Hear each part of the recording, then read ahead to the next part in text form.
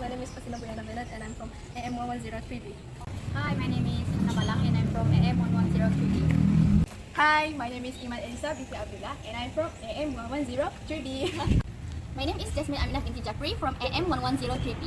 So first of all, let's start with the introduction to Malaysia. So Malaysia is a country of history, culture and nature in the Southeast Asian regions.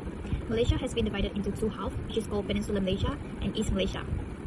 Malaysia is comprising about 30 million people, which is a mix of ethnicity, religion and culture. The major ethnic groups include Malays, Chinese, Indians and various indigenous people. The festivals celebrated in the country are Hari Raya, Chinese New Year, Deepavali and mostly Hari Kemerdekaan. Hari Kemerdekaan is celebrated every 31st of August of each year. This national holiday is to commemorate self-government that Malaysia had from British colonial rule in 1957. Now we look at the employment rate in Malaysia as January until October 2024. There was a decreasing of unemployment rate from 3.3% until 3.2%. After that, the rate of unemployed persons also keep on decreasing every month from 567,300 in January to 541,400 in October, and it shows a positive changing in the rate of unemployment rate. Lastly, the employment to population ratios shows increasing from 67.9% in January to 68.2% in October. It shows that the rate of employed is greater than unemployed, in which the employed person dominated for the whole population rather than unemployed person. This is good to improve our economy after the pandemic of COVID-19. Unemployment is a term that refers to individuals that are working and active in seeking jobs but they cannot find the jobs. Included in this group, there are workforce but not have suitable jobs. There are three types of unemployment, which are frictional, structural, and cyclical.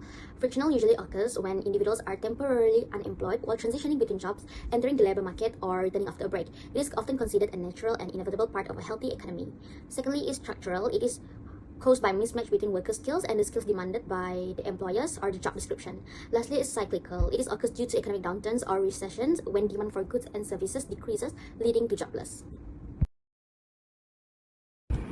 Next, another effect of unemployed is it can reduce economic growth.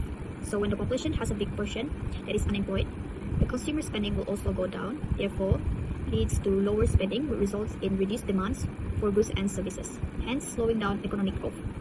Next, businesses also might face reduced profit, which will make them cut down on production and investment, which then leads to the unemployment problem. Besides, high level of employment also force government to raise their expenditure on social welfare programs. It is to look after the unemployed and their families. And lastly, government are forced to operate higher deficits because of increased expenses, usually compensated by cuts.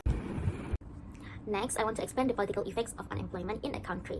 Firstly, loss of trust in government. High unemployment rate signals economic mismanagement leading to public dissatisfaction with the ruling government. Citizens may perceive the government as incompetent or indifferent to their struggles, diminishing trust in its leadership and institutions. Secondly, government actions. Unemployment will influence the government to focus on job creation programs to provide immediate relief. Government also may enforce policies that promote small businesses and startups, such as easier access to credit or training programs, are often prioritized to create self-employment opportunities. Lastly is social unrest. High unemployment can lead to protests, strikes, or even riots, particularly among affected groups such as youth and low-income workers. Prolonged unemployment may drive individuals toward extremist ideologies or radical political movement as a form of rebellion against the system. And lastly, there are also some effect to unemployment on the country, which is social issues. Is it because unemployment in Malaysia has significant social and mental health impacts? For example, high unemployment rates contribute to rising anxiety and depression. There are recent study in Selangor that show 81.3% of employed individuals experience anxiety and 71.1% face depression, as you can see the table below. And besides that, it also have a long-term effect that prolonged unemployment can lead to chronic mental health problems. It also including increased anxiety and depression. The stress associated with job loss, it erodes self-esteem and create feelings of helplessness, so it making it difficult for individuals to seek new employment opportunities. Other than that, social isolation also unemployed individuals often withdraw socially due to embarrassment or shame, worsening feeling of anxiety and depression, which is it's creating a vicious cycle that hard to break. Control is a way for the government to handle the unemployment problem in Malaysia by implementing some initiative for citizens. There are 4 direct control in order to solve the unemployment problem. Firstly is My Future Job. It can help to increase job opportunities in urban and rural areas. Moreover, it can help to empower the rural and urban communities in gaining employment by providing support in applying for jobs. Furthermore, it will become an employment hub for the urban and rural communities. University of Malaysia Unimas, Polytechnic Kuching Sarawak PKS, UTC Sarawak, and Pustaka Negeri Sarawak are the MSc that operated in Sarawak. Secondly, the fourth approach is indirect control is providing subsidies and incentives. It can help reduce operational costs for firms, which stimulates a growth environment for them and their workforce from financial support, tax allowances, and from various benefits. And in return, an increase in employment widens job opportunities and induces an influx of cash into the economy through the multiplier effects, thereby increase economic activity. Another type of incentive spurs innovations is MSMEs. Therefore, supporting MSMEs becomes important as they are financially constrained in their growth. MSMEs also helps in uplifting small and medium enterprises in their operations, wherefore prompting corporate development, and it can also improve regional economic disparities by promoting business activities in some regions' disadvantaged areas, thereby raising inclusive growth. And lastly, the investment in training and education subsidies improve the job prospect for individuals because they become more employable and flexible as the market changes. Today I will be discussing key approaches in direct control to decrease unemployment and increase productivity and employability through skill development and training programs. First is technical and vocational education and training. It's called TVET.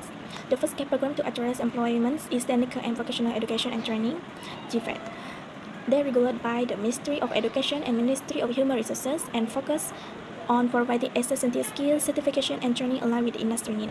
Their target sector is construction, engineering, technology, and other critical industry. TV aim to provide students with practical skill, ensuring they are job ready and easily transition into the workforce.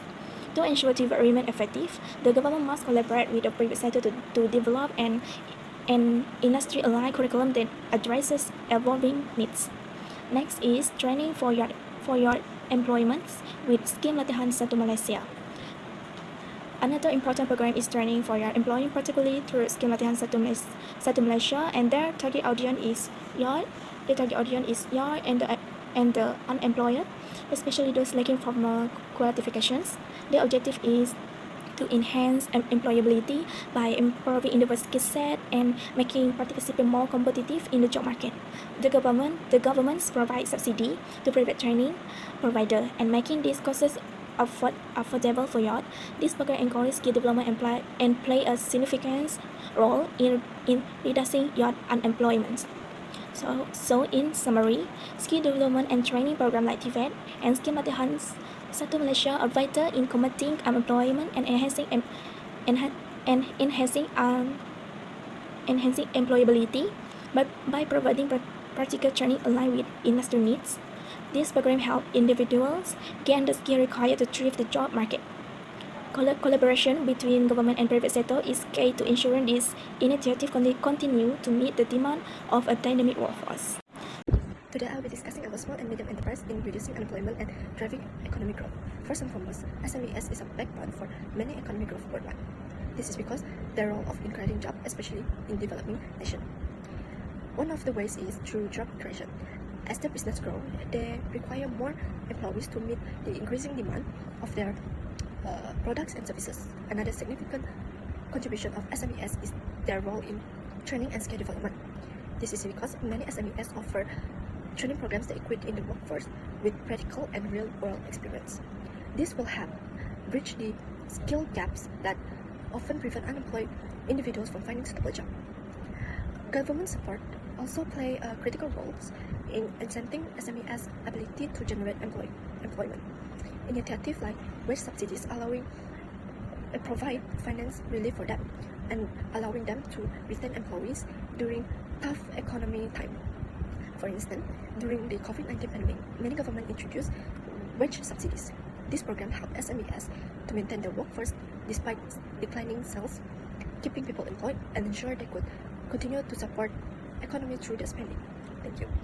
In conclusion, unemployment is a major issue that impacts individual and economies.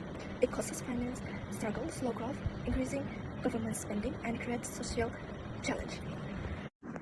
So, in Malaysia, the government has taken proactive steps to address this with initiatives like My Future Jobs, business subsidies, skill development programs like TVET, and support for SMEs. This effort shows how collaboration between government and private sector can effectively tackle unemployment, ensuring long-term economic stability. That's all.